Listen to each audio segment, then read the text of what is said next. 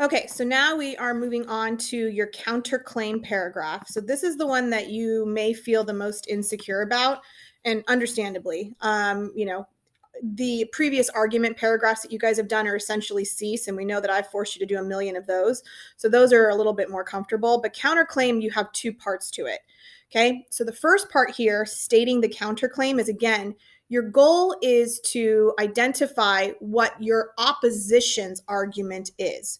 So if you're arguing, your argument is that the district should rebel, the opposite argument is that they should not rebel.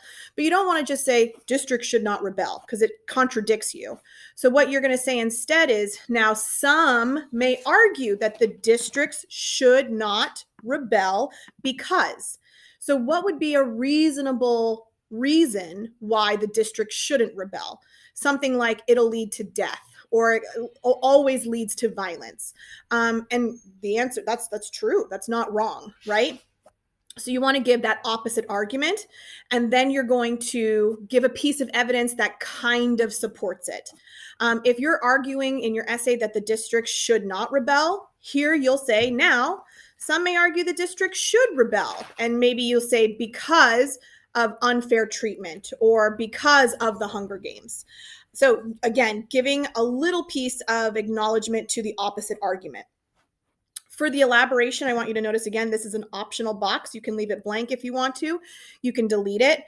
But if you are going to do it, for example, Collins describes, here you want to elaborate on how Collins describes reasons for the counter argument. So what are some reasons she might, or what is some evidence or information she gave about the bad parts of rebellion? Where did we see violence? Where do we see death when people push back? And then you're going to give a piece of evidence to support that. So in order to do that, I'm going to come back here to my argument planner. I'm going to come here to my counterclaim. I already have it. Some may argue that the districts should not rebel because it leads to violence and death. So I could literally copy and paste that into this box here at the top. And then my example, I said district something or other. What was that number? Was obliterated. That's a great piece of evidence. And then theoretically, I already have the citation here. So I can say, to illustrate, the text states, or Collins describes, you can change that wording, how district blank was obliterated when she writes, and then copy and paste in your citation. Now, here's the most important part of the counterclaim. It's not stating what the opposite argument is. It's the prove it wrong. This is you now saying, okay, here's what the opposite argument is, but here's why those guys are idiots. Here's why, even though that's their argument, here's why I'm still right. Because the way it works is if you can formulate an argument that's sound, that's great. If you can formulate an argument that's sound, and in addition to that, prove why the other argument is not sound, that makes you doubly right. And that is the purpose of the counterclaim. It's better to have that, like, it's super clear and concrete as to why your argument is the better argument. So while this evidence may show that rebellion may cause violence, the reality is, and then we're going to go to, and oops, I'm going to change the number here, reason number 3. So I'm going to come back to my argument outline. People are incorrect because when people are treated with cruelty, they have a right to rebel. That gets copied and pasted here. Reason number 3. Okay. The reality is when people are treated with cruelty, they have a right to rebel.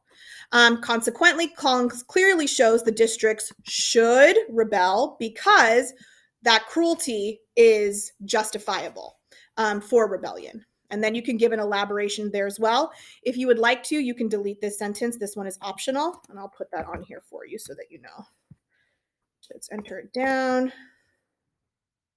Optional.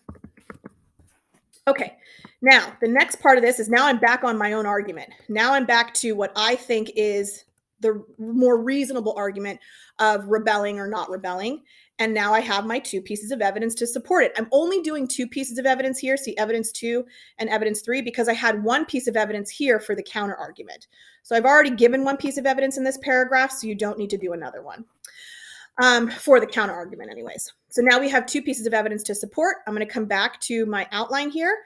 In this box, I should have my first reason of where I'm seeing people being treated with cruelty, my second reason of people being treated with cruelty, and then I have my citations here that I can just clearly copy and paste from. And then my analysis. Again, absolutely use these sentence frames that are provided for you on the left-hand side. So how does this show cruelty, and why does that show justifiable rebellion? So this shows whatever your reason is, because this also